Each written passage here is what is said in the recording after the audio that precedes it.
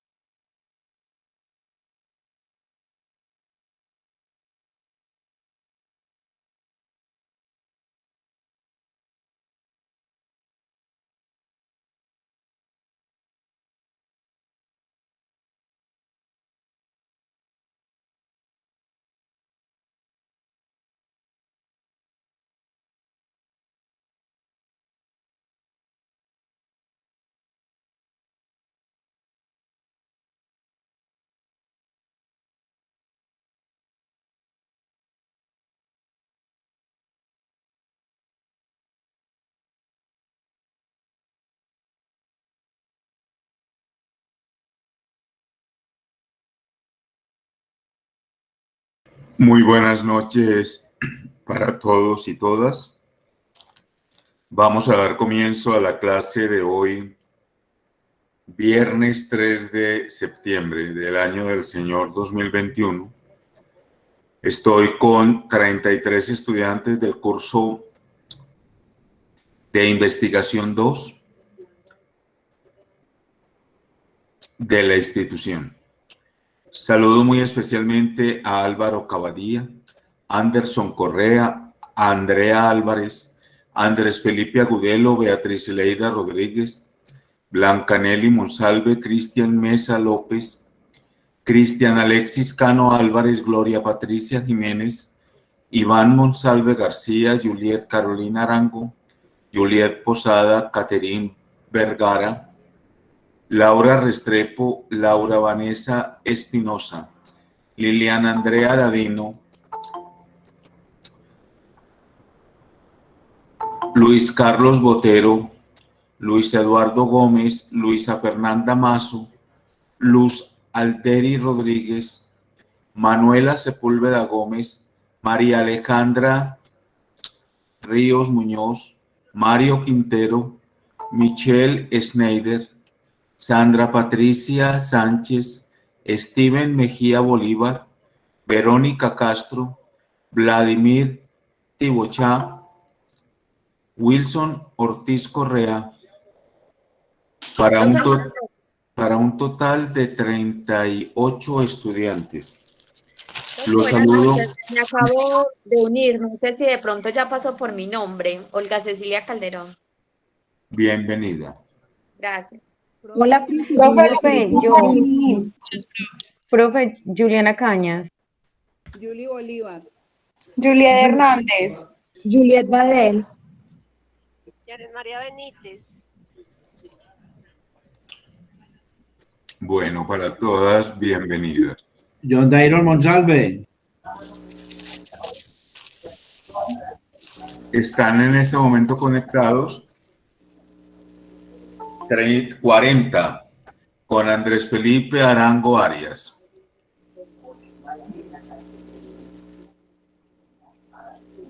Buenas noches, Mario Enrique. Mario Quintero.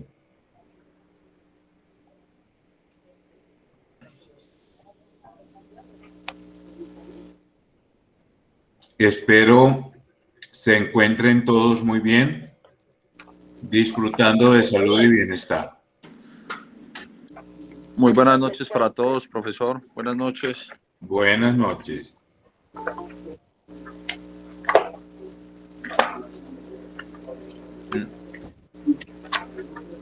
Como ustedes se dieron cuenta,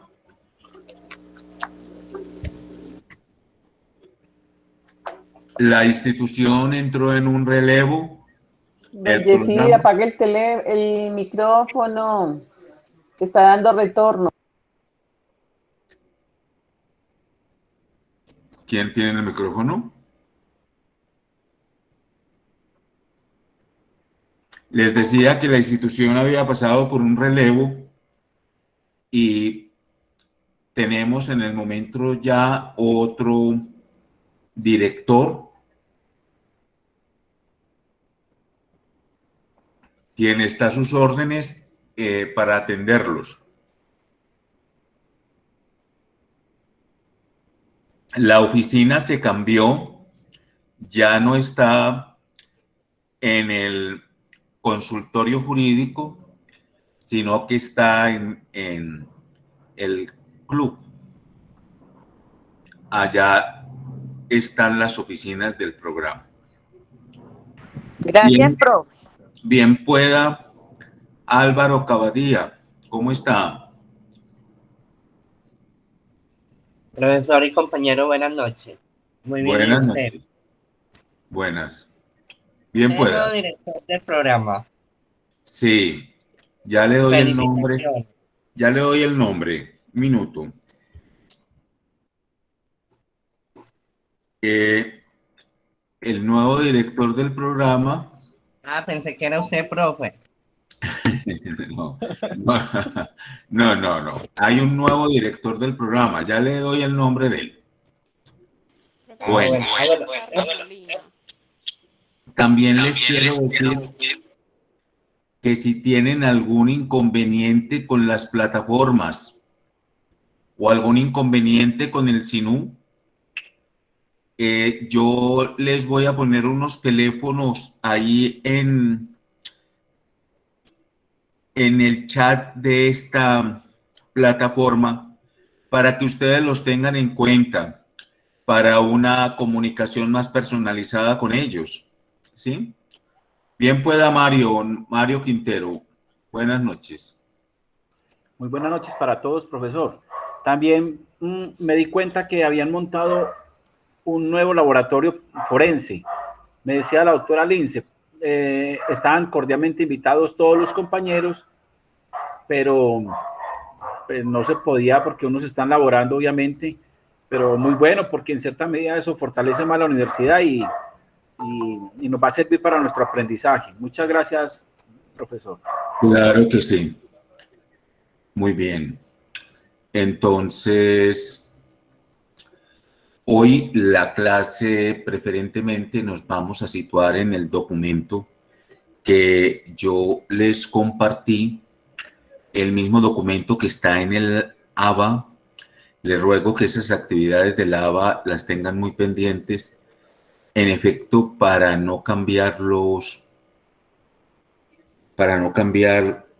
las fechas y no sugerir cambios en la plataforma. Ustedes saben que eso se maneja con horas internacionales y la hora internacional es las 0 horas. Entonces, las 0 horas es el comienzo del día, no el final del día. ¿Sí? Muy bien. Sí, también un minutico. También les quería comentar que de pronto, esto no tengo certeza de lo que les voy a decir, pero ya estamos en la primera semana de septiembre y el calendario que tenemos inicial del anterior director del programa nos había dicho que esta primera semana iniciaba el primer corte, pero ustedes, como se dieron cuenta, hubo algunos altibajos. Entonces, estamos a la espera, pero les ruego que estén atentos y atentas, porque nos convocan en breve a la calificación del 21% con el parcial.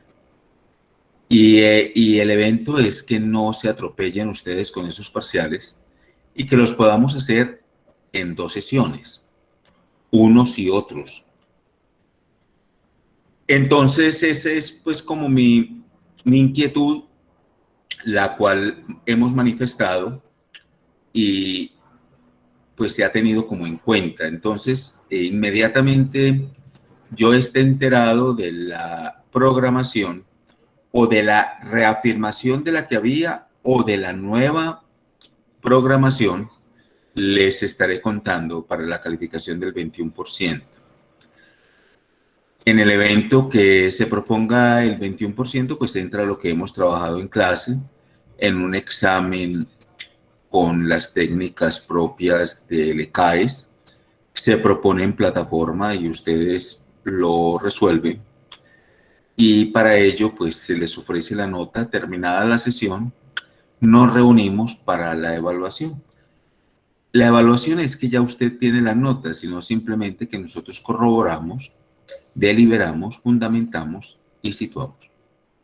Entonces estaremos pues muy atentos y atentas.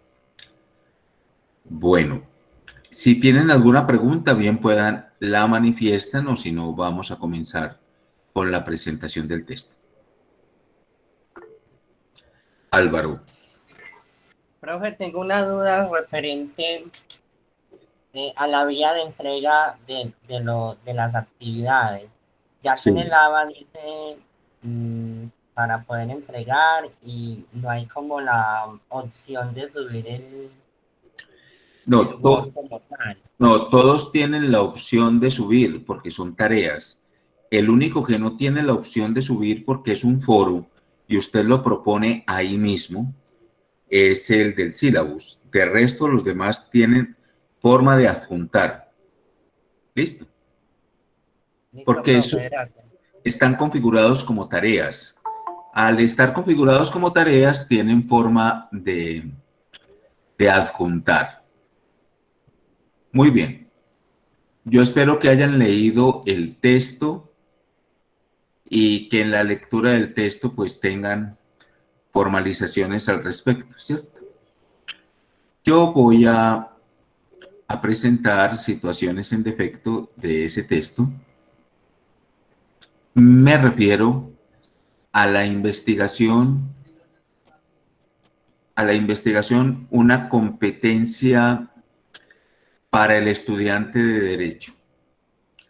Es un texto que me parece completo y que toma todos los derroteros fundamentales de esa investigación en Derecho, que valga la pena decirlo, es una investigación que en el momento no tiene muchos atributos en relación con otras áreas, porque las otras áreas del saber presentan alteridades. Ustedes saben, no es lo mismo investigar en medicina que investigar en derecho. Pero la investigación en derecho, sabiendo que es una investigación teórica y clásica, encomienda en carácter situaciones nuevas. Ejemplo, creo que se los había comentado ya, declarar inexequible una ley y que sean estudiantes de un semillero los que propongan esas situaciones, a mí me llena de satisfacción, me parece una situación importante. Y no sé si les había referenciado el evento era la ley de interdicción del año 2009 y la 1996 del 2019, que entran en conflicto, la cual no admite ninguna situación de ponderación. Sin embargo, logran una estabilidad jurídica declarando inexequible. Muy a pesar de que las leyes, ustedes saben, después de promulgadas, hay 2 meses para que los debates se pronuncien. Los debates de esta ley siempre han sido conjeturales, fundamentalistas, deliberativos y nunca se ha llegado a un consenso. Yo recuerdo en el año 2006, con lo mismo con la ley de infancia y adolescencia. No así con la ley de feminicidio. Todos los consensos fueron favorables y es una ley que ha pasado sin mayores tropiezos. Sin mayores tropiezos no, sin ningún tropiezo. Esto está corroborado por un contexto y los contextos son los que preparan la ley. No hay ninguna ley sin contexto. Espero que eso lo tengan claro porque eso es lo que fundamentalmente propone esta doctora en el texto.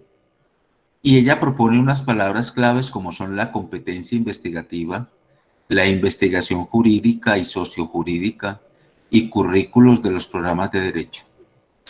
Quiero también compartirles que nuestra institución tiene un programa de un observatorio virtual para los consultorios jurídicos de facultades de derecho apostadas en esta jurisdicción.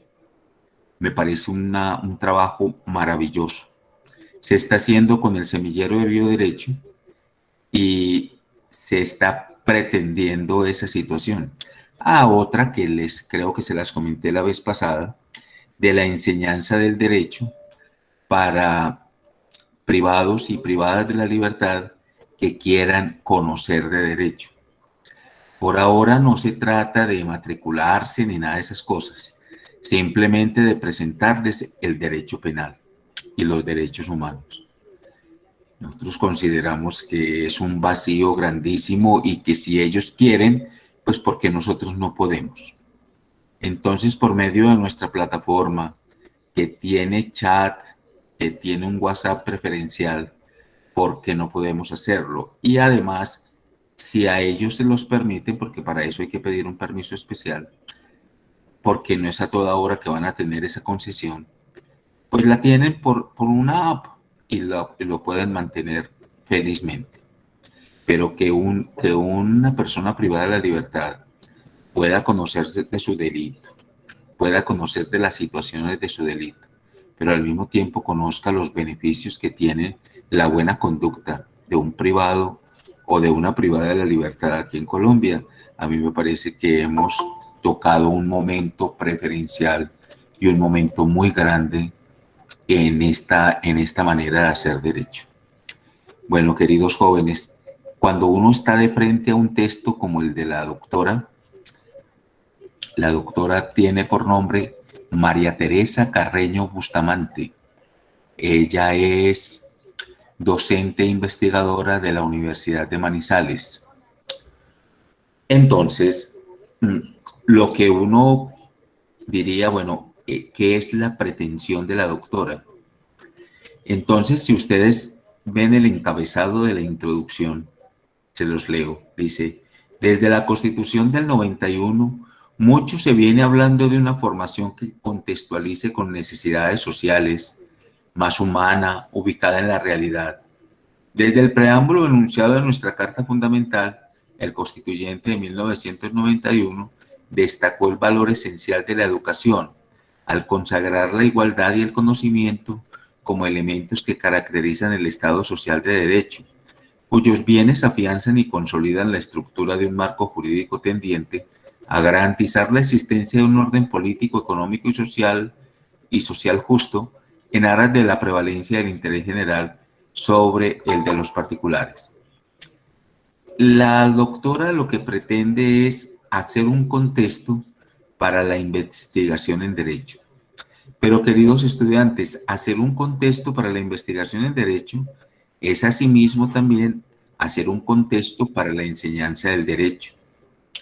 Fíjense ustedes, y ustedes son los más críticos en este orden, investigación y enseñanza, investigación y academia están absolutamente unidos. Piense usted cómo se puede hoy enseñar derecho, diríamos, penal. Entonces, penal especial, penal procesal y penal general. ¿Cómo se logra que un estudiante proponga situaciones en derecho frente a eso, que son 3 fundamentos distintos del derecho penal. Entonces, ya ustedes pasaron por los penales, ¿cierto? ¿Cómo se enseña? ¿Cómo se enseña derecho? El profesor repite, el profesor recita el código, el profesor propone casuística y el estudiante escucha, el estudiante toma nota y eventualmente estudia para el examen. Y esa es la enseñanza del derecho. Se vuelve una situación demasiado sosa, demasiado lenta, donde el estudiante solamente escucha y lee. Fíjense que la casuística no es contar un caso y resolverlo, eso no es casuística. Casuística es proponer un caso con método analítico y virtualizarlo.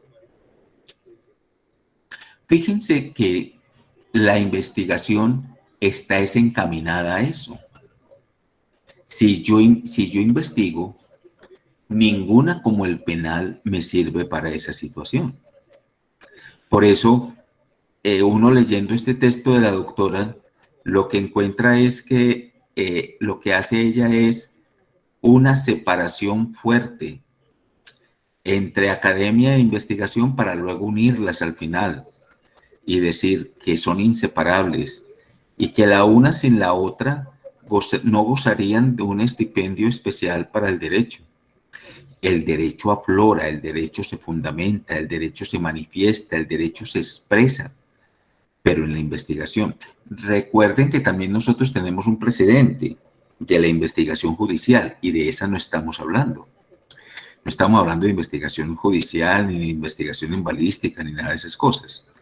Estamos hablando de cómo se corroboran los conocimientos, cómo hacen que los conocimientos sean aprehensibles y directos en un país con tantas leyes, pero también con tantas derogaciones, pero también con tantas situaciones.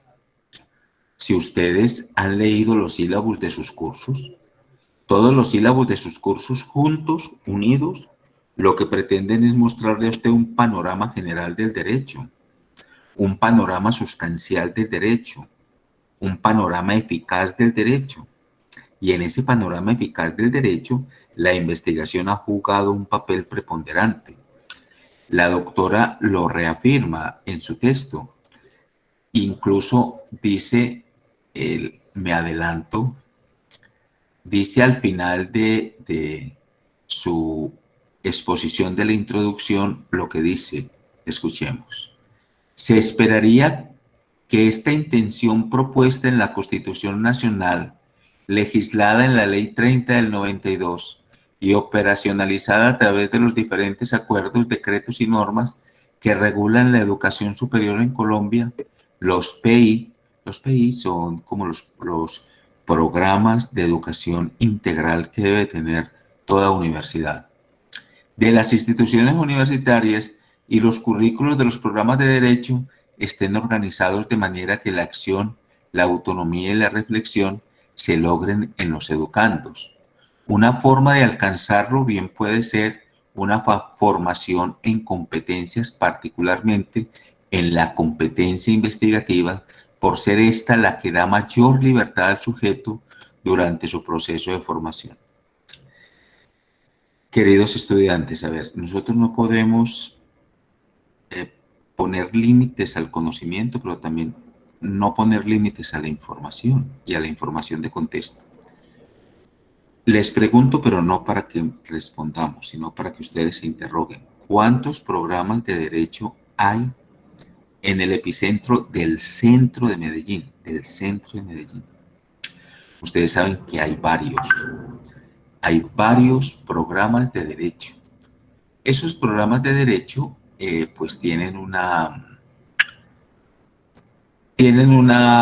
formulación desintegrada.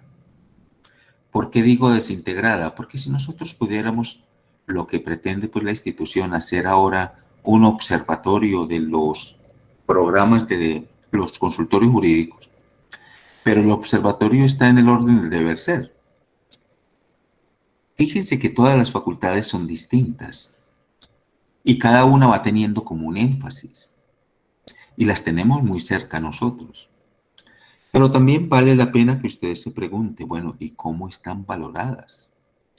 Me refiero a un valor omnímodo ante la eficacia del derecho, ante la Organización de Facultades de Derecho de Colombia, ante las posibilidades encomiables de hacer derecho en medio de nosotros, incluso al número de estudiantes que educan y la clase de estudiantes que lo hacen, el número de egresados de sus programas y el número de sus investigaciones. Yo no me voy a referir a todo eso, pero sí me tengo que referir esta noche a decirles que esta institución en investigación y en la formalización de sus trabajos de investigación con los estudiantes de Derecho ha sido reconocida por el Ministerio de Ciencia y Tecnología con un grupo en la más alta excelencia. ¿Quién lo tiene? Esta institución. Y no vamos a ser pues como los niños, aquellos no lo tienen, aquellos tampoco, no, nosotros lo tenemos. Y eso nos da no solamente pues el orgullo que da tenerlo, sino el tratar de mantenerlo, porque eso se pierde. Cada 2 años el Ministerio de Ciencia y Tecnología vuelve a evaluar. Las evaluaciones son duras. En este momento estamos en evaluaciones de proyectos de investigación realizados, de planes de investigación propuestos, de textos de los profesores publicados.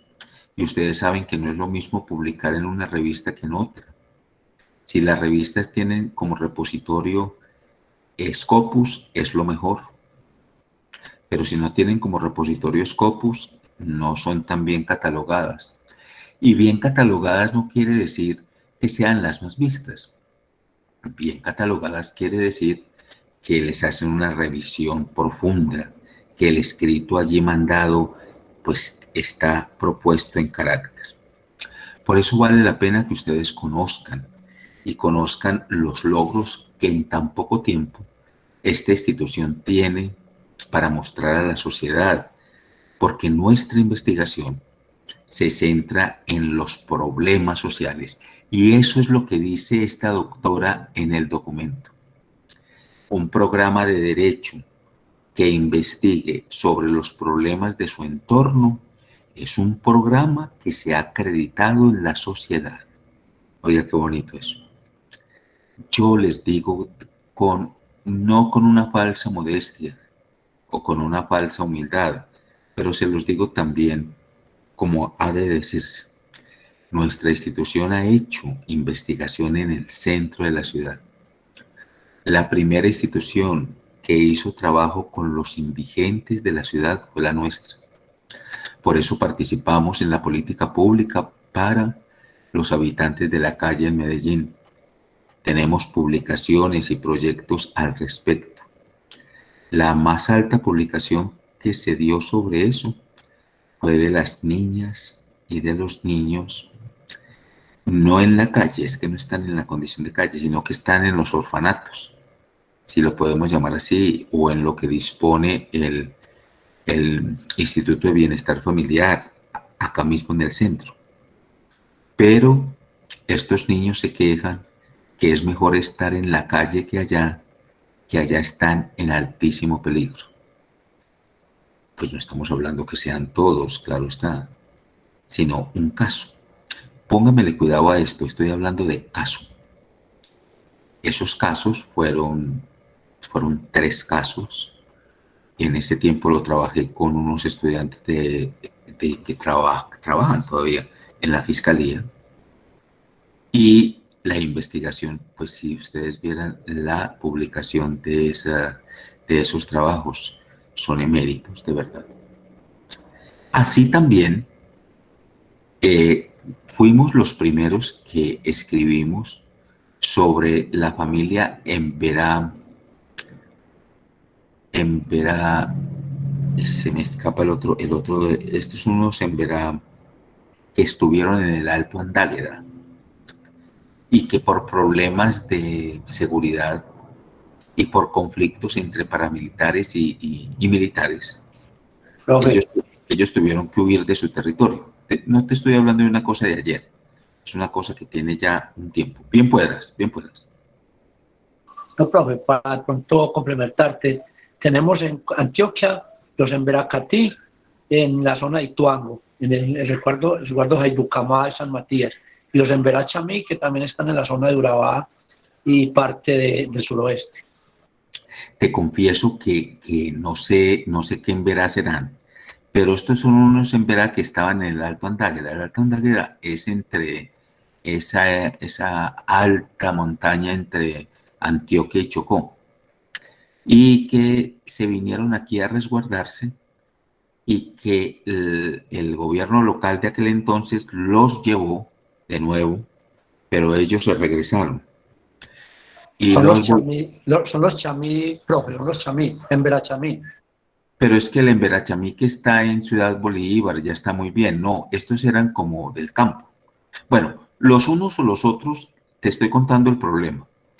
Les estoy contando el problema. Entonces el problema era que el gobierno local de acá los trasladaba para allá y ellos se regresaban. A los meses estaban otra vez aquí. Y se quedaron. Y nuestros estudiantes eran dos muchachos que estaban en la policía en ese entonces. Hicieron una bellísima investigación sobre ellos y trabajaron la decantación de la cultura. Lo que ellos decían era que no se trata de que ellos tengan necesidades o no, todos las tenemos y ellos más. Pero lo que la investigación de ellos mostraba era que se estaba dando una decantación de la cultura. En la medida en que la urbe los va absorbiendo, ellos van perdiendo de sí. Y no se trata de tenerlos vestidos como se visten y haciendo lo que hacen, sino que están perdiendo algo ancestral. Eso era lo que hicieron ellos. Pues créanme ustedes lo que significó ese texto por fuera, ¿sí? Lo que les estoy contando es lo que se ha hecho en el centro de la ciudad. Hace como 4 años, esas estatuas que ustedes ven ahí en la playa, la Escuela de Artes, creo que fue así, esa que tenemos ahí, para impactar a la población, les hicieron unas extensiones a esas estatuas. Entonces a una le pusieron que, pues les ponían cosas. Yo recuerdo a una que era como jugando billar, cosas también un poco estrambóticas, diríamos, como para llamar la atención, porque ustedes saben que son estatuas emblemáticas de muchos siglos, de personajes de muchos siglos atrás, que tuvieron que ver con la gran Antioquia, ¿cierto? Y que le mostraron a Antioquia como senderos del mantenimiento de lo que hoy nosotros creemos que es la antioqueñidad. Pero la antioqueñidad que ellos mostraron fue otra cosa, no lo que nosotros hacemos con la antioqueñidad, ¿sí? Y no quiero ridiculizar en ningún momento ninguna de esas posturas. Unos estudiantes que querían trabajar conmigo en el semillero, yo les decía, bueno, ¿y a ustedes qué les provoca esto? Y ellos decían, ¿y qué tiene que ver eso con el derecho? Pudiera tener mucho que ver y pudiera tener nada que ver, pero nosotros somos los que proponemos los trabajos. Entonces les dije que si ellos querían, íbamos a proponer un trabajo.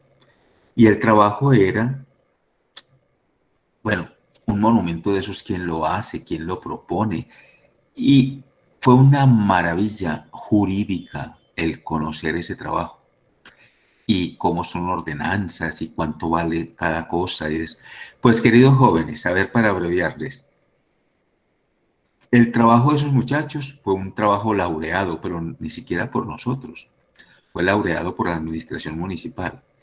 Y las estatuas que ustedes ven, las que pusieron en Córdoba para este lado y otras subiendo por la playa al lado izquierdo, pues son producto del trabajo de investigación de estos muchachos.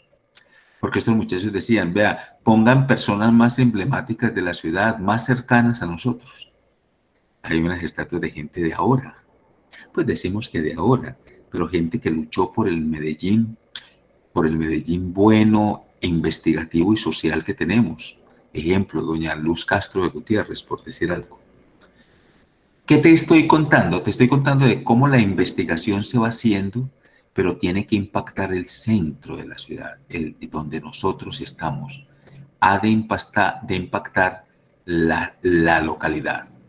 Por eso esta doctora insiste en que la investigación en derecho tiene que promover situaciones de cultura, tiene que promover situaciones de educación, pero también tiene que promover la solvencia del derecho en la localidad.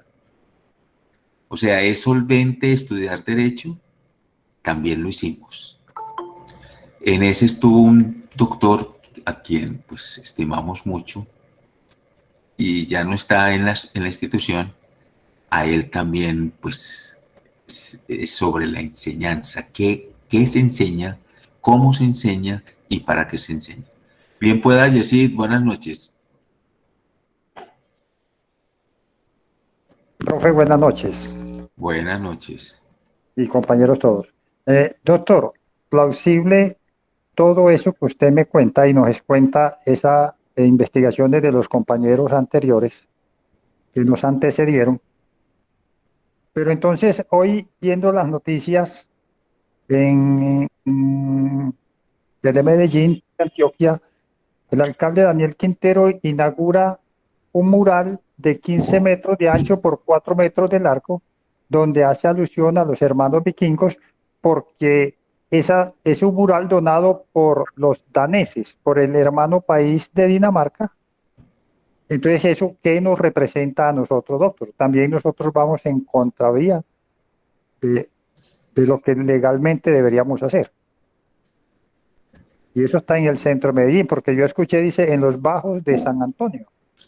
Sí, lo que pasa es que, Yesid, consulte un poquito más y verá que eso está tremendo porque fue un regalo que le hicieron, ¿cierto?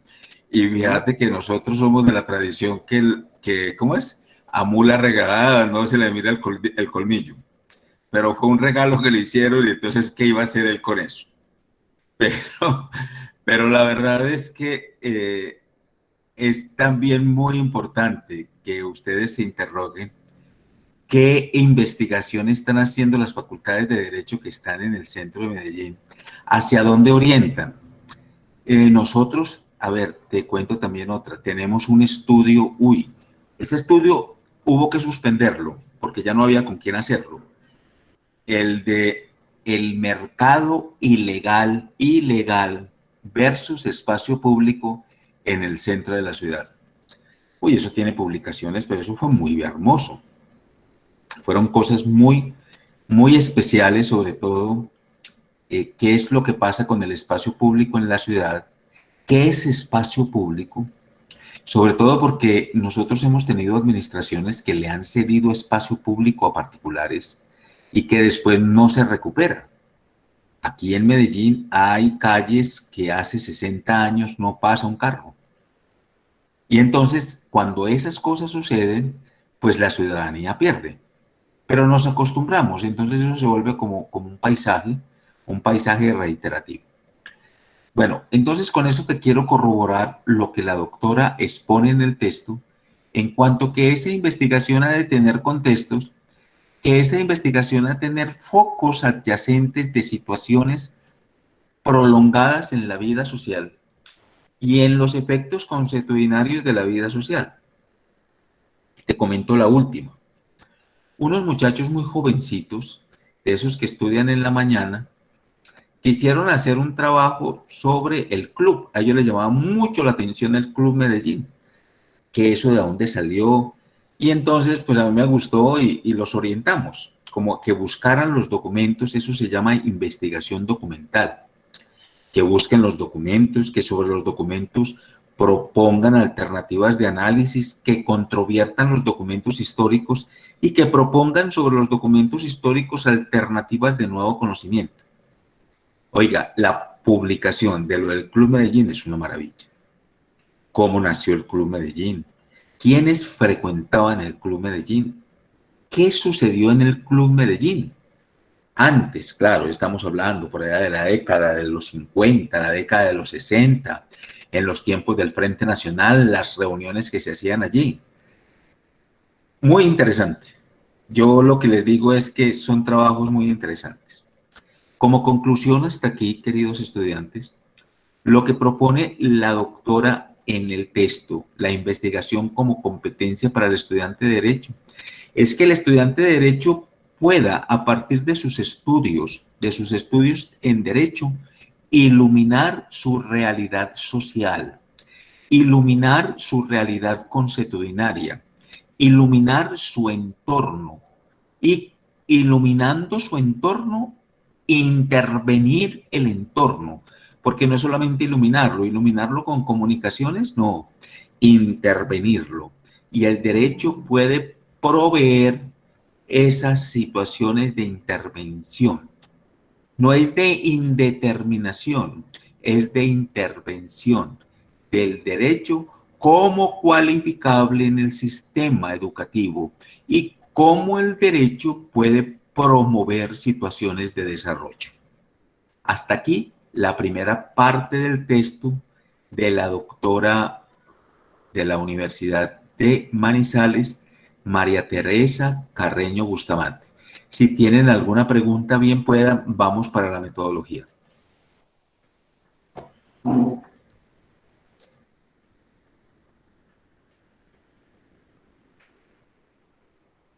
Profe, ¿cómo está? Mucho gusto, Andrés Felipe. Bien pueda, Andrés. Profe, no, pues acá, dentro del taller que habían puesto en el ABA, también leyendo el documento, veo también la importancia que sustentan todo el tema de la competencia investigativa en ese artículo constitucional, específicamente el artículo 67, que es ese derecho a la educación, de la función social que tiene ese derecho, ¿cierto? Y también cómo lo desarrolla con esa ley 30, ¿cierto? Que desarrolla precisamente ese artículo constitucional y que en definitiva, y lo leía por acá, la investigación, las competencias investigativas o la investigación no nace pues como de unas iniciativas, sino de un mandato legal, y ese mandato, me imagino, es al que hace referencia a la profesora en este documento, a ese artículo 67 y a esa ley 30 específicamente. ¿O no es así, profe? Es así, Andrés Felipe, muchas gracias, es así. Además, en 1971, o sea, hace 50 años, en 1971, salió la ley para los consultorios jurídicos, porque se acusaba que la formación en derecho no tenía un raigambre social. Y entonces, en aquel entonces, hace 50 años, se decían, bueno, y entonces si los médicos tienen un año rural semipago para ofrecerse a las comunidades menos favorecidas, ¿qué es lo que está haciendo el derecho con sus formulaciones y con sus trabajos? Y eso aparece en 1971, aparece la ley que crea los consultorios jurídicos. Y la ley que crea los consultorios jurídicos es muy bella. Fíjense que nace como que el derecho, que aquellos que están estudiando derecho, dirigidos por sus profesores, se viertan a las comunidades para formarlas en derecho y formarlas en sus derechos. Por eso es tan meritorio el trabajo que hace la doctora Lince. Cuando saca el consultorio de ahí, se lo lleva para los pueblos. Fíjense que yo conozco consultorios jurídicos que no tienen casi casos. Y aquí sobran los casos, pero es que claro, como ella saca, promueve, gestiona, la gente busca. Pero el consultorio jurídico es eso, un lugar para el trabajo social en derecho. Claro, es un trabajo ordenado, es un trabajo bien llevado, es un trabajo sugerido por áreas, propuesto por áreas y fundamentado en áreas, pero está mandado desde hace 50 años y la ley no se ha reformado para nada. Y los consultorios jurídicos, pues fíjense, son garantía de excepción. Si a nosotros nos sale este trabajo que estamos haciendo de un observatorio virtual para los consultorios jurídicos apostados en Medellín, solo en Medellín, nosotros queremos presentar ese trabajo. A mí me dicen que yo soy muy aventado, pero hay que presentarlo. A mí me enseñaron, hay que apuntar al blanco para dar a los lados, no nada. Lo vamos a presentar a la Mesa Interamericana de Derechos Humanos en Costa Rica, para que la mesa, perdón, para que esa no es una mesa, esa es una oficina reglamentaria como la que hay en Washington, como la que hay en Miami y en Nueva York. Eso es lo que pretendemos, pero nosotros pretendemos ser mesa. Aquí hubo una mesa y me dolió mucho que la mesa haya sido desplazada. Hubo una mesa de derechos humanos en el consultorio jurídico de la Universidad de Antioquia. Miren, les cuento eso tan bonito. Entonces, esa mesa llevó problemas a la Corte Interamericana de Derechos Humanos. Y uno creería que esas cosas, pues, hombre, eso que lo van a ver por allá, pues lo vieron, queridos estudiantes, lo vieron. Y no solamente lo vieron, sino que lo sancionaron. Y con eso sancionaron al Estado colombiano. A mí me pareció eso tan importante que yo escribí en un journal sobre ese asunto. Era una señora en el Hospital San Vicente. Bueno, ya les conté el hospital. Ahí no dice el hospital, pero bueno. El hospital, y la señora iba a un procedimiento de parto. Y ustedes saben que para esos procedimientos pues se necesita un consentimiento informado. La señora llenó el consentimiento informado, pero puso un acápite que le ligaran las trompas, porque ella no podía tener más hijos por sus condiciones económicas. Y lo que hizo el doctor fue cortar las trompas. Mutiló a la señora. Y eso no hace mucho. Entonces la señora puso su denuncia en la fiscalía y ni le atendieron. Le tomaron los datos y ya. Y la señora fue allí al consultorio jurídico de la Universidad de Antioquia, ahí en Girardot con Ayacucho. Y por aquel entonces, era lo que te comentaba, estaba la Mesa Interamericana de Derechos Humanos. ¿Qué fue lo que hicieron? Le escucharon, formalizaron la denuncia y la mandaron. Pues, queridos estudiantes, 3 meses después de eso, el Estado colombiano queda sancionado por la Corte Interamericana. Y ustedes se preguntarán, ¿y por qué sancionaron al Estado colombiano y no sancionaron al hospital? Porque el hospital goza de una categoría especial de fundación. Y el caso, cuando ocurrió, pues ya era fundación, y el doctor que protagonizó el evento, pues ya se había jubilado. Aún así, eso tiene repercusiones de denuncia, pero también repercusiones de compensación. Y de compensación, ustedes saben que esas compensaciones son de carácter económico por lo regular, y siendo de carácter económico, invierten en carácter y en posteridad. Ese texto que te estoy haciendo referencia, si me permiten, yo les mando el enlace. No es que haya que leerlo, no, sino que yo se los propongo para que ustedes lo lean y se enteren de una situación tan propia, tan paisa, y cómo esa cosa tan paisa y tan propia se va tan lejos, tan supremamente lejos, como es a la Corte Interamericana de Derechos Humanos. Mire, yo titulé el texto "Consentimiento informado como un derecho humano protegido por la Corte Interamericana, estudio de caso en Medellín, Colombia". Y te digo pues que pues yo quedé muy contento. Ahí te voy a pasar el enlace, solo el enlace, para que si tienes a bien, es un texto corto, si tienes a bien lo leas, porque de verdad marcó un hito esa situación de la señora, de una mujer que nadie atendía y que la Corte Interamericana la atendió, que sancionó al Estado colombiano. Imagínate. Bueno, queridos estudiantes, voy a continuar acá con el texto de la doctora, porque la doctora ya se va para lo que ella llama metodología. La metodología en la enseñanza del derecho es una cosa, pero la metodología de la investigación en derecho es complementaria con la enseñanza.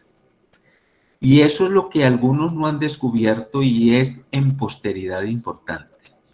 Y todo esto se ofreció a partir de la enseñanza del derecho y muy especialmente de la enseñanza del derecho penal. Se tomaron las clases de derecho penal y se tomaron en efecto en esto. Bueno, entonces vamos a leer vamos a dar la clase en derecho, entonces comenzaban, bueno, vamos a estudiar el código, vamos a estudiar esto y de pronto tenemos casuística.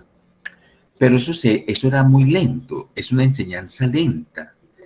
En cambio, cuando usted le propone caso y le propone investigación, se vuelve una cosa supremamente dinámica y se vuelve tan dinámica que yo al final de esta clase te quiero, no es tarea, porque después no me digan, ese profesor le está poniendo mucha tarea.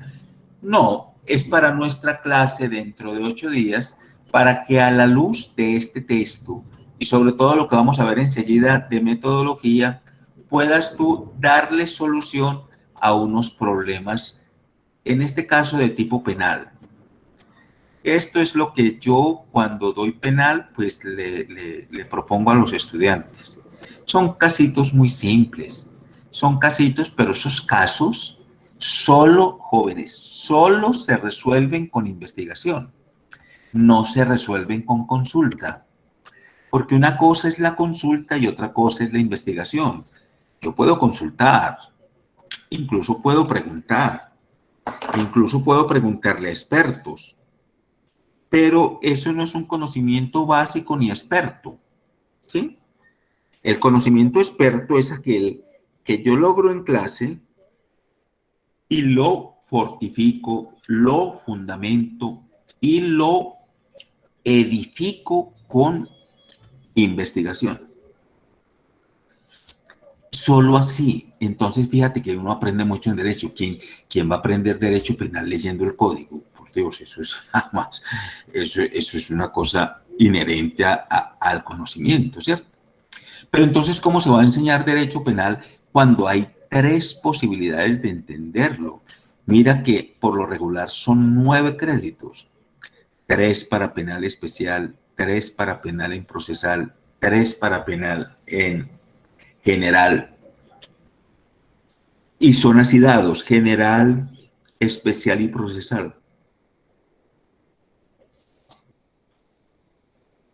Encima. Y SPOA. Sí, y encima tienen que tener un seminario de criminología mínimo para poder mantenerlo, ¿cierto? Y son estudiantes que ya deben de ir para el consultorio. Pero fíjate que esa clase de situaciones hacen que en carácter se provisione y se identifique eso que la doctora llama metodología. Queridos estudiantes, una cosa es el método y otra es la metodología. Ustedes ya están en 9º y uno le pudiera preguntar a ustedes, bueno, ¿cuál es el método del derecho? ¿Cuáles métodos les han enseñado en derecho? Métodos. Métodos, ¿cuáles métodos tienen ustedes para no para la enseñanza, sino cuáles han aprendido ustedes en derecho? Yo sí les pregunto, ¿cuáles métodos conocen? Métodos. ¿Aló? Doctor. Sí, Jessy. Buenas noches. Entonces nosotros, no sé, si me aparto o entro en el tema, entonces tenemos un método inductivo, ¿cierto? Y otro método deductivo. Sin duda que sí, Jessy. Eso es así. Eso es así, pero ahí viene una situación. Hay unas situaciones de pero. ¿Cuál es el pero en todo esto? Que no, Beatriz, eso es un enfoque. El enfoque cualitativo es un enfoque. En cambio, estamos hablando de métodos. El Yesid dice método inductivo y deductivo, claro, pero con unos aditivos. Yesid, eso solo no se puede ir. Entonces, el inductivo y el deductivo tienen que tener en la mitad un filtro. Y ese filtro se llama la dialéctica. La dialéctica como contraversión, la dialéctica como contraargumentación, la dialéctica como el contraste. Recuerde que finalmente nosotros ganamos es en el contraste. Nosotros entramos en la contienda del derecho, pero por el contraste. No vale solo la inducción, no vale solo la deducción. Tenemos que tener contraste. Derecho sin contraste no existe. Derecho sin antítesis no existe. Derecho sin controversia no existe. Por eso es tan contradictorio, lo digo con un sumo respeto, por eso es tan contradictorio cuando se ponen con cosas como estas. En laboral, un litigio laboral, como son de duros y de difíciles, para que finalmente diga el juez o la jueza, vamos a conciliar, las partes concilien. ¿Cómo que vamos a conciliar? Entonces, debieron de haber pasado eso por un centro de conciliación y no haberlo llevado a una audiencia. Porque si se llevó a la audiencia, ahí la cosa cambia. Yo creo que el silogismo no, mire, del silogismo a la ponderación es la que da resultados, el silogismo no da resultados. El silogismo lo que propone son situaciones en lógica y en situaciones de lógica y coherencia, y eso es muy importante para el derecho, claro, pero no resuelve. El silogismo no alcanza a resolver. Lo que resuelve es la ponderación, y lo que resuelve es la ponderación, pero también resuelve en carácter en la intervención. Usted con los argumentos va a debatir a otro, con argumentos, no con posibilidades. Por eso las técnicas de la argumentación que ofrece el método analítico son tan expertas, porque usted es como con una espada, hágase de cuenta, y usted con los argumentos está llegando a rendir al contrincante. La rendición del contrincante queda cuando él no te puede responder en efectividad y en lógica. ¿Sí? Es ahí donde el asunto provee de conocimiento experto. Entonces, lo que nos dice el compañero, inducción y deducción, sin duda que sí, claro, pero tiene que tener algo en la mitad, y lo que tiene en la mitad es la controversia. Por eso, el método analítico trae todo eso junto. Por eso el método analítico es tan experto. ¿Cómo así que experto es el método analítico? Claro, porque el método analítico lo primero que hace es identificar un problema. En nuestro caso, ¿qué problema? En derecho. ¿Cuál es el problema en derecho que subyace de acá? Es este. Ah, bueno, ya tengo el problema en derecho. Luego, ese problema en derecho tiene unas características, muchas características. Yo elijo 2 características. Luego, con esas 2 características les voy a describir. Y luego de describir esas características, las llevo a relacionarlas. Y luego las llevo al contraste, claro, a la dialéctica, al contraste, a la contraversión. Queridos estudiantes, con eso es que nos ganamos la vida. Nosotros nos ganamos la vida es con el contraste, con la dialéctica, contra la contraargumentación, la contraversión. Siempre hay una contraversión. Yo no lo digo pues con mucho respeto. Yo no conozco juicios donde no haya una contraversión, entonces no hay necesidad. Iván. Profe, si no le entiendo mal, dice que vamos a leer un caso para dentro de 8 días. 3 casos, Iván. Uy, profe. No, pero no es tarea, Iván, no es tarea, sino que los vamos a hacer aquí en clase, no es tarea. Ah, bueno, no, porque le iba a decir, pues, como estamos en parciales, Profe, nosotros el sábado no sabemos si somos viernes, si somos sábado, si somos lunes, porque tenemos 7 exámenes. Vea, le leo el que se lo leo. Son casos que vamos a practicar aquí en clase, pero no es que ustedes tengan que hacer una tarea, ¿no? Ya con lo que tienen en el aula, en el ABA es suficiente. Sí, yo ya le iba a decir, profe, tenemos con lo del 3. ABA y con el ABA hay 3. Con lo que tienen en el ABA es suficiente. Mire, escúcheme la enunciación de estos casos que los vamos a trabajar dentro de 8 días aquí en clase. Escuche. Dice, la señora Milena llegó el 20 de septiembre del 2019 a las 8 de la mañana al hospital de San Agustín con dolores de parto. El médico Hugo le dijo que aún no estaba lista para ser atendida.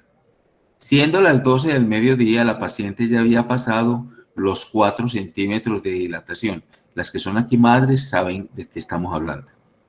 Sin embargo, tampoco fue atendida. Siendo las 6 de la tarde, el doctor Hugo inicia el procedimiento de parto, donde Milena da a luz al bebé, quien tenía muerte cerebral provocada por ahogamiento y edema cerebral. Se pudo corroborar que la muerte cerebral se produjo intrauterinamente. No dice más, mire, son 2, 4, 6 líneas. No dice más. Aquí hay un trabajo de investigación. Como decía el compañero ahorita, aquí está metida la inducción, la deducción, pero aquí tiene que haber dialéctica para la contraversión. ¿Ya? Vamos para el segundo. Aura y Jaime fueron cónyuges desde el año 2015. En el año 2016 tomaron la decisión de someterse a un procedimiento según el cual un óvulo de Aura se fecundó in vitro con los espermatozoides de Jaime. El embrión se congeló para cuando Aura y Jaime decidieran iniciar la gestación del embrión y esto se pudiera colocar en el útero de Aura y se le diera continuidad al embarazo. En el año 2019, Aura y Jaime terminaron su relación e iniciaron trámite de divorcio. Aura pretende que el embrión que no llegó a ser implantado en el útero sea desechado por parte del laboratorio, pues no desea darle continuidad a la gestación. Por su parte, Jaime alega que ese embrión corresponde al de su hijo y pretende darle continuidad a la gestación. Ahí hay un problema. Yo les manifiesto problemas y problemas que tienen que llevarse por dialéctica. El último, Emilsen es oriunda de Cáceres, Antioquia, de donde fue desplazada por la violencia que se vivía en dicha región. En busca de una vida digna llega a Medellín, donde no tiene familia ni conoce a nadie. Para sobrevivir, acepta un trabajo como empleada doméstica interna. Debido a su carencia de estructura familiar, sus empleadores no confían en ella, de modo que cada vez que salen de la casa la dejan encerrada bajo llave, de la cual Emilsen no tiene copia, para que no pueda sustraer los bienes que allí se encuentran. ¿Ya? Los 3 problemas son serios. Los 3 problemas revisten carácter en el orden penal y los 3 problemas tienen asidero de investigación por método de caso. Le repito, no es tarea. Eso lo vamos a resolver aquí dentro de 8 días. De todas maneras, yo se los paso, pero no es una tarea para que después no digan que les estoy poniendo muchas tareas. Ya les puse tareas, ya están en el ABA. Listo. Y ustedes no van a dejar pasar los tiempos. Bueno, esos casos, como dice la doctora, tienen sustracto en los contenidos. Sí, dime. Usted ahorita en un momentico nos puede hacer un recorderis de los plazos de los trabajos, que es que está uno ahí como confundido. Hasta hoy había un foro y hay uno para el 10 de septiembre. Yo la verdad estoy enredadito con eso. Ahorita lo repetimos. Y a las 15 terminamos esta parte y nos vamos a repetir los trabajos del ABA. ¿Listo? Bueno, en cada uno de esos casos está la dialéctica, porque miren lo que dice la doctora en eso. Dice, En los contenidos hay que plantear respuestas a problemas jurídicos e interpretar la normativa vigente con base en los fundamentos y principios de derecho. O sea, en esos casos es necesario hacer replanteamientos a respuestas de problemas jurídicos, pero también hay que interpretar la normativa. ¿Qué tal esa empleada que dejan los señores en la casa encerrada? ¿Acaso eso no es un secuestro? Ah, que ella lo acepta, sí, pero eso... Y no es que estemos pensando que le va a quemar la casa y que ella se va a morir allá quemada o que se le van a entrar los ladrones, y, bueno, no, nada de eso. Simplemente que eso es en nuestros artículos 1 y 16 de la Constitución, eso está desfasado. ¿Cómo es que la encerró? Encerró la empleada. Muy mal. La otra, queridos estudiantes, identificar, dice la doctora María Teresa, identificar los vacíos o contradicciones legales. En esos casos, está en la página 112, en esos casos sí los hay. También dice, comprender el proceso de investigación científica, identificar sus elementos y características, reconocer la pertinencia de la investigación en el ámbito jurídico para la solución de problemas sociales. Sí. Está de plano ahí en esa situación. Está de plano en esa situación, queridos estudiantes. Espérate un momentico.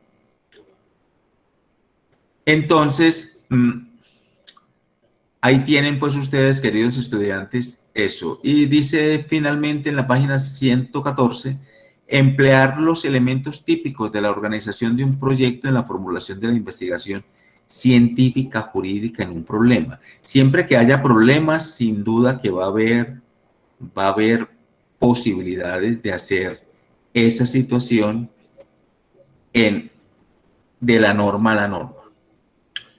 Bueno, este mismo documento nos va a servir de base para dentro de 8 días para iluminarlos con esos problemas que les tengo. Esos problemas no son más tareas, son problemas insumo para la clase dentro de 8 días. ¿Alguna pregunta hasta aquí? Bueno, no hay preguntas. Entonces... Profe, yo sí quisiera hacer una así tan amable. Sí, bien pueda. Buenas noches a usted, doctor, y a los compañeros y las compañeras. Es en las conclusiones que esboza la doctora en la página 117, que textualmente dice, considero el desarrollo de la competencia investigativa para los programas de derecho debe de ser parte de una estructuración curricular en la que se pongan en el centro de su organización los problemas locales, nacionales e internacionales, y la teoría sea el apoyo para la solución de los mismos.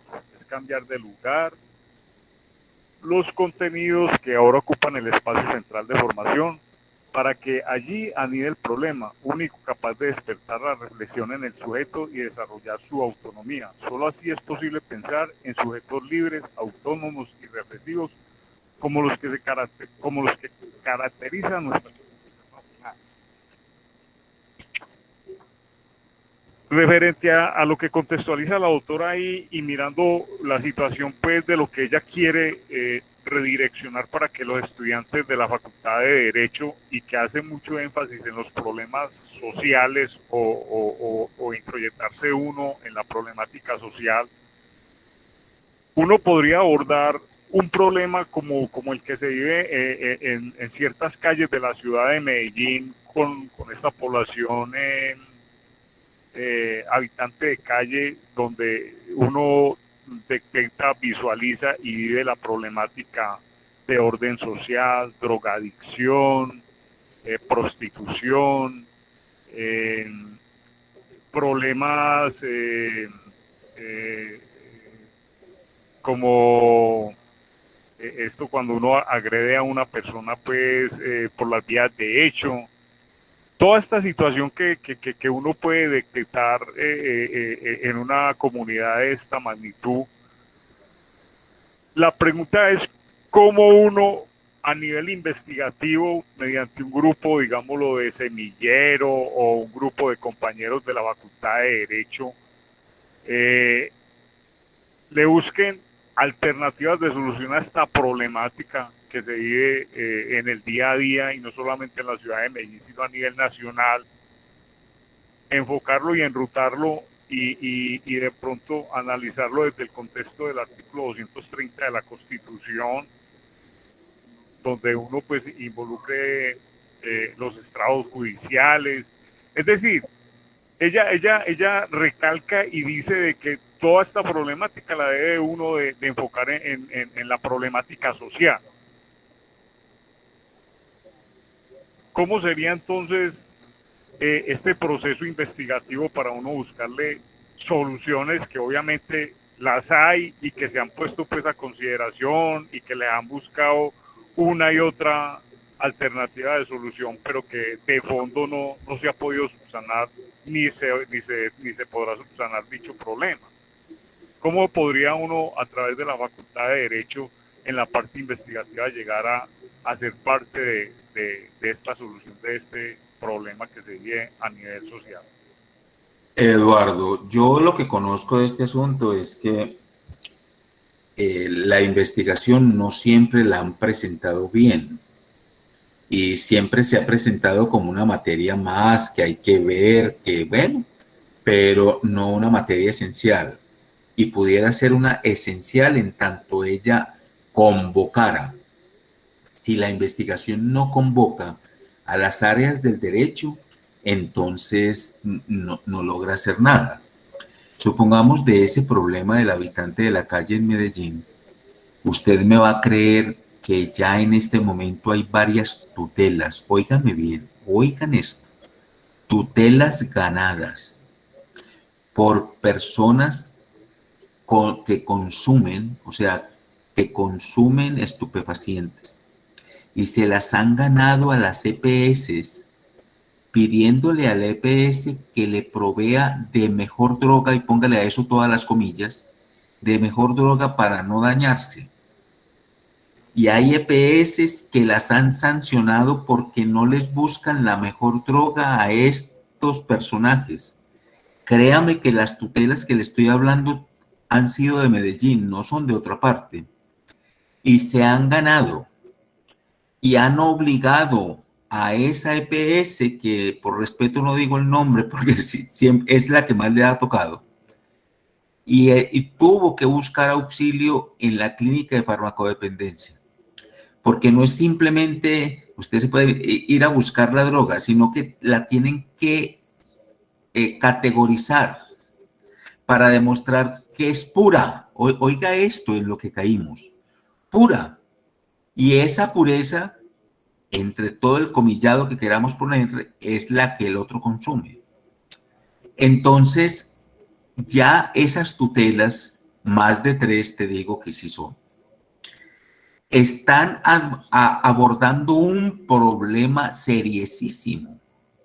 Y ese problema tan serio que está abordando es que el vicioso se está convirtiendo en paciente.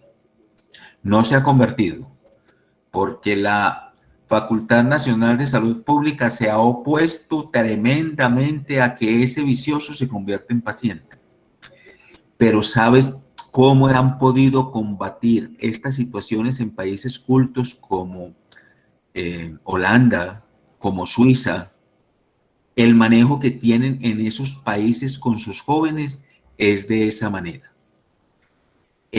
Cuando Petro fue alcalde de Bogotá, alguna vez le hizo ese asunto parecido un sábado en Bogotá.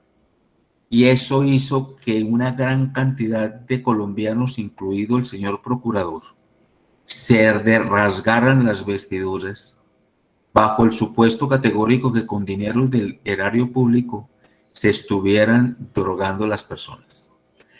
Esa situación fungió en carácter, pero lo más importante es ver de qué manera una problemática de estas se puede impactar con derecho, y cómo el derecho puede a una situación de estas darle probidad. O sea, que la investigación, si la hacemos bien, la convocamos bien, la proponemos bien, sí puede ser un epicentro muy importante, pero también es una cosa de doble línea. También puede ser fastuosa y dañina, puesto que la presentamos mal, hacemos protocolos malos e identificamos cosas que no son. Y entramos en parafernarias y entramos en discusiones que no nada tienen que ver con el asunto. Lo digo con el máximo respeto, un semillero de investigación que no se reúna para la solución de un problema social, estoy hablando de un semillero en derecho, pues hombre, a mí me parece que sustancialmente nada se está haciendo. Porque las prácticas las aprendemos en las prácticas. Hacer estudios de caso lo aprendemos en la práctica. Aprender las técnicas de recolección de investigación la aprendemos en la práctica. Pero uno leerse un documento para una técnica y nos volvemos a reunir. Entonces la idea que tienen muchos estudiantes es que los semilleros de investigación es reunirse y reunirse y reunirse sin ningún objeto. El objeto tiene que ser la solución de esos problemas, como usted lo señala, pero ese problema, ¿cómo se interviene? Y cómo hay jurisprudencia de la Corte, y cómo han sancionado situaciones, y cómo alcaldes de Colombia, especialmente en Bogotá, Medellín y Cali, han tenido aprehensiones distintas las autoridades sobre ese asunto. Y recuerden, cuando la Corte expresó que no se trataban de drogas psicotrópicas, ¿sí? Sino de drogas recreativas. Los dos conceptos no son iguales, ni el uno complementa al otro. Son dos conceptos dialécticos, controversiales, que ofrecen dos panoramas absolutamente distintos. El entonces alcalde de Medellín, que le tocó ese asunto, dijo, entonces nosotros nos vamos a alejar de esa preconición y vamos a hacer una legislación propia. Nunca la hizo. Y por eso vemos lo que pasa y lo que pasa sobre nosotros, y niños vendiendo y niños consumiendo y a niños pagándole con droga para que expendan. Eso lo vemos en esta ciudad. Pero si el derecho no entra a iluminar estas cosas, aquello de la ley que les hablé de hace 50 años, que para el servicio social, que para que el abogado antes de sus prácticas conozca qué es darse y donarse a la comunidad con el conocimiento, quedamos bailando en Belén con este asunto y perdonen la expresión. Espero haberle respondido, Eduardo. Claro que sí, profe, porque la verdad, uno, por ejemplo, cuando uno va para los puentes, hay una calle que yo creo que esa calle permanece abierta y la comunidad vive ahí en esa calle, todo el día, toda la noche, toda la semana, todo el mes y todo el año. Es decir, ellos no duermen, no comen, y usted se mete en esa calle, haga de cuenta que está cuando transmitieron o cuando tuvimos la oportunidad de ver esa novela de la que se grabó allá en Bogotá, en esa calle que fue muy famosa y demasiado peligrosa. El Bronx. Gracias, Luz, sí, la calle del Bronx, acá en Medellín, hay una idéntica yendo para los puentes, y uno va a esa calle a las 7 o 8 de la mañana, porque pues, uno meterse por ahí a las 4 o 5 de la tarde, pues no entra, tiene uno que entrar con el bloque de búsqueda.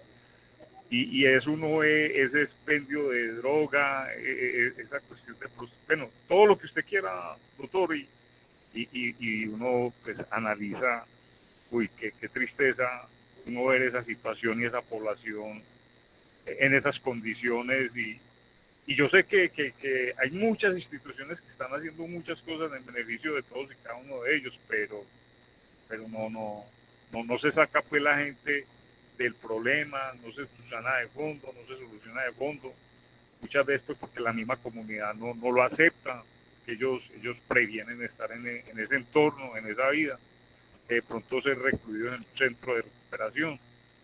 Entonces es complicado por uno ver esa situación, y entonces uno leyendo el documento al cual le estamos haciendo referencia y todo lo que dice esta doctora Anel, sobre la parte social, es donde de pronto le toca a uno pues como la vibra, la sensibilización y muchas otras cosas.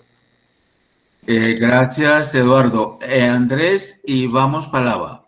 Bien, pues, Andrés. Listo. No, profe, quería pues dar mi opinión respecto a este tema, sobre todo de el consumo de drogas y el caso especial pues del cannabis hoy en día en Colombia. Y creo que ya nuestro ordenamiento jurídico se está volcando más hacia un tema de salud, que ya como lo veíamos en los 90, un tema pues ya de una guerra, de un narcotráfico, ¿cierto? Y ahí yo quiero pues hacer el reconocimiento al magistrado Carlos Papá Noel, el que se murió, ¿cierto? Del Polo Democrático, Carlos Gaviria. Carlos Gaviria, a través de su sentencia, empezó a crear esa jurisprudencia ya, donde ya la esfera personal, pues, viene trabajando ya ese derecho, y sobre todo, vuelvo y te digo, que se va más la problemática a un enfoque desde la salud, desde el componente social, psicológico, ¿cierto? Que más de atacarlo desde un tema como delito, ¿cierto? El mero consumo en espacio público. Entonces, mi perspectiva en el ordenamiento jurídico colombiano es que esto va a tender a que tarde que temprano ya hayan espacios seguros de consumo para las personas que en cierta forma tienen ese problema de adicción, ¿cierto? Y de que en definitiva el mercado se va a abrir, y yo creo que ya hoy en día se están dando los primeros pasos, ya primero con la regulación del cannabis, ahora ya con la exportación a granel o en mata, pues por así decirlo, cierto, que literalmente pues eran unas restricciones que yo diría que en los 90 era impensable, pues eso, impensable en decir que vamos a comprar los cultivos de marihuana a los productores por allá en el Catatumbo, qué sé yo, y el desafío es en definitivo entrar a regularizar todo el consumo de las drogas sintéticas y sus derivados, como también la cocaína y la heroína, que son ya otros temas que tienen otras connotaciones, pero que tarde que temprano hacia allá va a ir realmente, más que por decisión de un presidente de turno, hacia allá está tirando nuestro ordenamiento jurídico,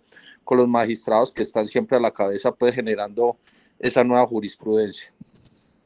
Andrés Felipe, para terminar ya con usted la clase y luego ir a la aclaración de los trabajos de Lava, Carlos Gaviria Díaz, hay un texto sobre una conferencia de él que se llama La defensa de la autonomía en un país heterónomo, y él se dedica ahí a unas ponencias suyas cuando él fue presidente de la Corte Constitucional sobre la despenalización de la eutanasia y del suicidio asistido consentido, que esa es la sentencia 239, creo, del 4 de octubre del 1997, cuando nunca legisló el Congreso sobre ese asunto.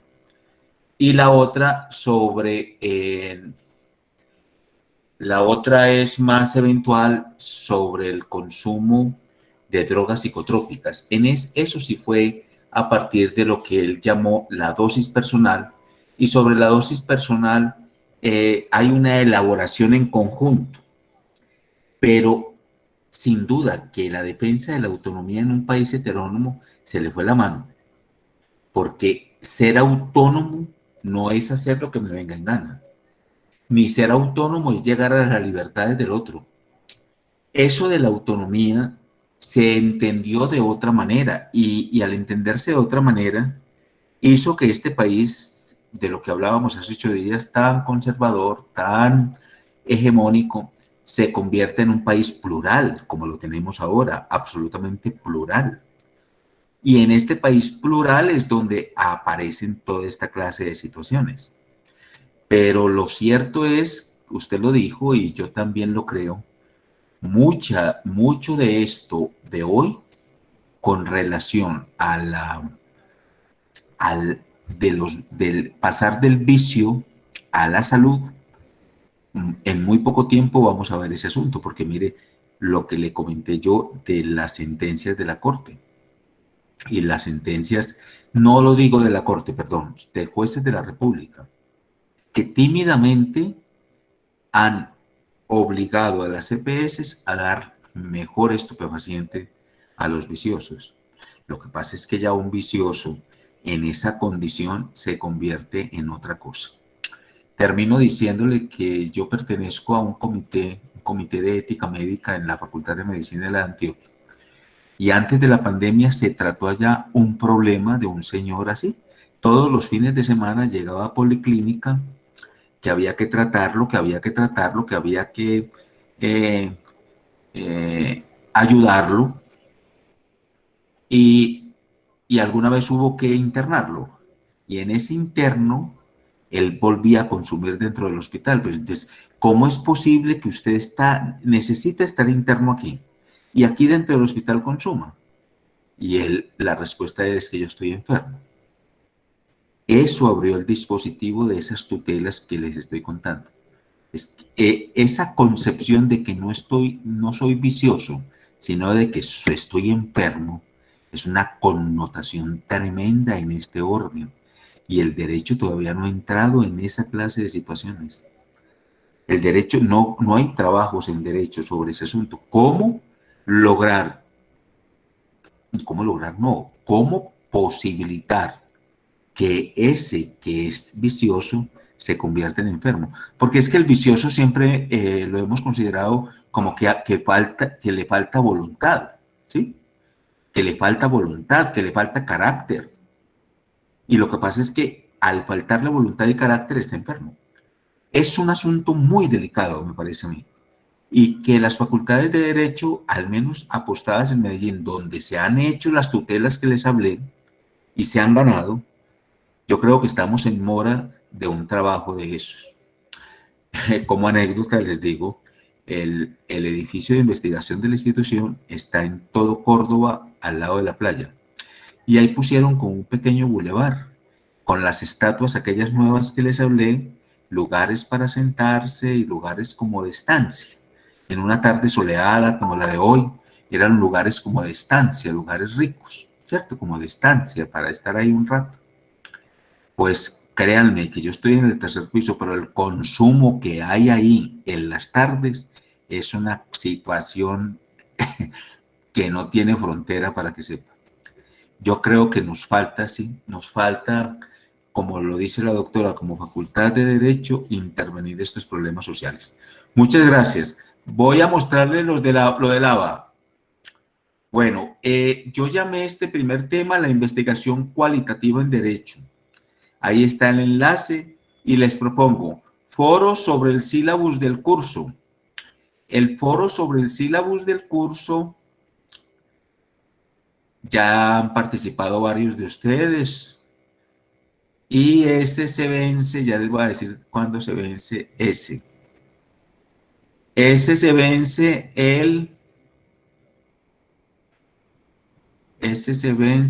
ese parece que se venció ya. No, eso no tiene fecha de vencimiento. Se vence el 5 de septiembre. El 5 de septiembre es el domingo. O sea, se vence el sábado, el mañana a las 23:59. ¿Listo? Profe, pero acuerde que habemos compañeros que apenas nos mandó el sílabus hoy. Porque no estamos en el WhatsApp. Por Dios, bueno, ¿y eso qué? ¿Acaso hay que hacer un examen muy exhaustivo de eso? Simplemente es un comentario de 3 líneas, lo que yo le estoy pidiendo ahí, no le estoy pidiendo más. Y si se los mandé apenas ahora, fue porque me lo pidieron apenas ahora, ¿cierto? Yo estoy mandando ese sílabus desde que comenzó el curso, y el curso comenzó hace 15 días. Sí, pero acuérdate que yo le escribí ayer porque no tengo la conexión con usted en el WhatsApp. ¿Cómo que no? Mandamos dos, profe. ¿Cómo que no? Sí. Profe, escuche, profe. ¿Por dónde nos vamos a comunicar si no por ahí? Por eso, profe, mandamos 2 veces en el chat de las 2 clases anteriores los números telefónicos y usted no nos inscribió. Yo le tuve que escribir al personal, pero acuerde que sí hicimos. Usted dijo, escríbame aquí los números telefónicos, porque nosotros le decíamos, no estamos en el WhatsApp. Hay un WhatsApp que lo hizo un compañero que es muy diferente. No, dijo, colóquenos. ¿Ah? Bueno, muy bien. No, pero pero es corto, pues yo ya lo hice, no, pero yo sé que hay compañeros que no lo han hecho debido a eso. Bueno, aquí está el otro trabajo. Sí, profe, porque dentro del agua, cuando yo lo revisé, no estaba. Bueno, vea, yo no voy a entrar en discusiones tan pequeñas con eso. Miren, se los pongo hasta el 30 de septiembre si quieren. Total, eso no es calificable. Lo del sílabus es una situación en rigor que ustedes deben de hacer porque ustedes deben de conocer el programa que se les diseñó para su curso y ustedes deben de opinar sobre el asunto, pero ese foro no es calificable. O sea, yo les amplío el plazo, pero ese sílabus, es decir, la opinión que ustedes den sobre el sílabus se tiene muy en cuenta para la construcción de otros sílabus del curso. Supongamos, eso se tiene en cuenta como insumo para un nuevo curso de investigación 2.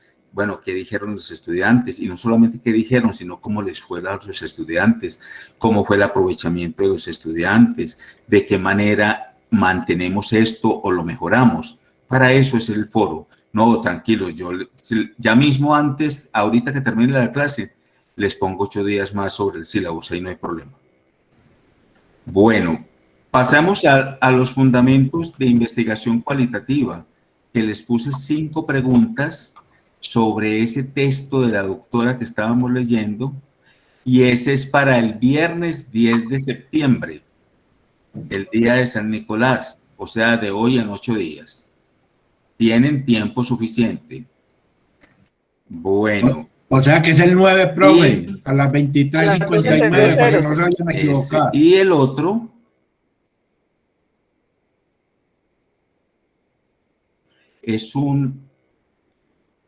ese es para el viernes 24 de septiembre, imagínense, que es un video que yo les puse ahí, hacer un comentario en una hoja en Word, espacio y medio, Arial 12, sus impresiones e intereses en investigación cualitativa en Derecho, adjuntar por este medio como tarea antes de las 0 horas del 24 de septiembre. Listo. Ahí está la fecha de entrega, es el 24 de septiembre, el Día de las Mercedes, a las 0 horas de ese día.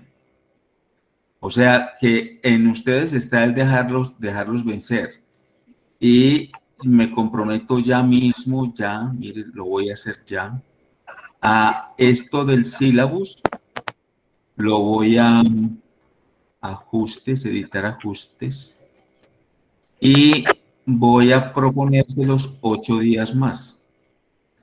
Pero es muy importante que lo hagan, por favor. ¿Listo? Bueno, jóvenes. Doctor. ¿Algo más? Hola. Sí. Qué pena con usted. Sí, doctor. Lo que pasa es que estoy aquí en el AVA intentando adjuntar lo que es del video y yo no tengo la opción de agregar como Pero un ahí archivo. está. Mire, es que lo del foro no se agrega, pero lo del video sí. Ahí tiene donde, mire, yo lo estoy viendo aquí, donde ustedes pueden agregar. Y esa es una tarea para el 24 de septiembre. Sí, de pronto usted lo tiene, pero yo no lo tengo habilitado. No sé por Compañero, qué. mira, le tienes que dar ahí en la letrica azul y ahí mismo aparece, bajas un poquito y ahí mismo aparece para entregar. Si quiere, yo le comparto pantalla, que a mí no me aparece. No, lo que pasa es que tienes que buscar realmente, él no aparece ahí, adjunte aquí, no. Tienes que buscar ese lugar donde se adjunta el documento, así como todas las demás tareas tienen un lugar para adjuntar el documento. Dice comentario, compañero, dice comentario. Eso es. Siempre que es tarea, tiene donde adjuntar, siempre que es tarea, ¿listo? Cuando no es tarea, es muy difícil pues adjuntar, entonces es un foro, ¿cierto? Como es el del sílabus. El del sílabus es un foro que se hace ahí y que ya algunos de ustedes han podido entrar ahí. Estoy proponiendo entonces el sílabus para el 10 también. Editar ajustes. Y se los dejo para el 6.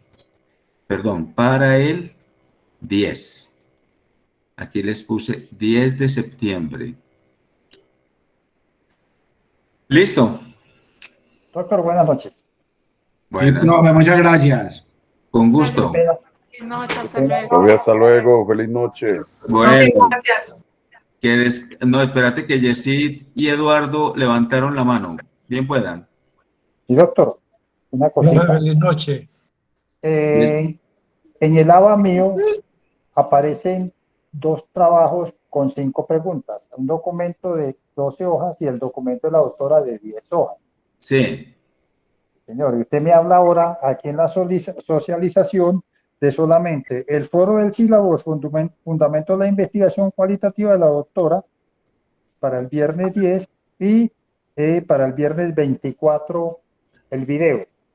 Sí. Pero hay un documento de 12 páginas que dice que se empieza a entregar, está habilitado para entregar a partir del 15. Del 15 de septiembre. Sí, es que son 2 documentos. Sí, son señor. 2 documentos. Sí. Y cada uno tiene fecha distinta de entrega. Sí, claro. Hay uno para el 10 y hay otro para el 15. Sus tareas son 10, 15 y 24. Listo, mi doctor. 10, 15 y 24. Aquí les estoy ampliando la del sílabus para el 10 también. ¿Listo? Mi doctor, muchas gracias, muy formal. Bueno, Profe, ven, yo te hago una pregunta. bien Es pueda. que yo aquí analizando, el compañero tiene razón porque no dice agregar entrega. O sea, solamente como para uno escribir un comentario. Siempre que nosotros entregamos trabajos en el ABA, en una parte de abajito, es que mira, yo prendo la cámara. Bueno, yo voy a volver a mirar y le pongo, entonces de pronto no se me fue como tarea. Yo vuelvo y reviso. Eso. Como ese es para el 24, tenemos tiempo. ¿Listo? Ah, bueno, Listo, profe, doctor. sí. Muy agradecido. Gracias. Profe, y para el 15 también. Profe, y el del 15 también Gracias, profe, feliz no tiene noche. agregar entrega. Gracias por eso, ¿sí? Sí, profe. Ah, profe, y el del 10 tampoco tiene para agregar entrega, entonces para Es que el único que tiene para agregar Pero si, entrega son las si le dan al Al comentario a se visión le abre azul. el cajoncito y lo pegan.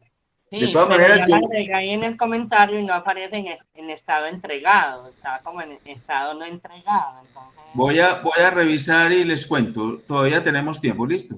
Listo, mi Listo, doctor. profe, muchas gracias. Comentarios para una entrega. Profe, Dígame. qué pena, Profe. acá en el foro del sílabus aparece que no puede crear un debate porque no es miembro de ningún grupo.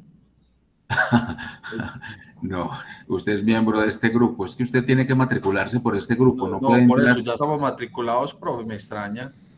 No, vea. Inclusive acá de enviar la actividad, pues también del Siquiera, primero. siquiera me dice eso. Les voy a poner en el WhatsApp los teléfonos cuando tengan un problema así, se comunican con esa gente de virtualidad para que ellos les indiquen cómo hacen, porque ahí sí yo no puedo entrar, pero siquiera lo dices, ya mismo también te lo voy a poner, les voy a poner los teléfonos ahí. Bueno, profe. muchas Profe, gracias. habemos 2 compañeros que no nos han ingresado a la para que de pronto nos haga el favor. Ahí está mi número telefónico y el de la compañera Laura. Listo. chat. Al de WhatsApp, Muchas gracias, sí, profe, muy amable. Bueno, una feliz noche. Gracias, doctor. Gracias, feliz noche. Muchas Feliz gracias. noche, profe. Gracias. Gracias. Gracias, feliz noche. Hasta luego. Feliz noche.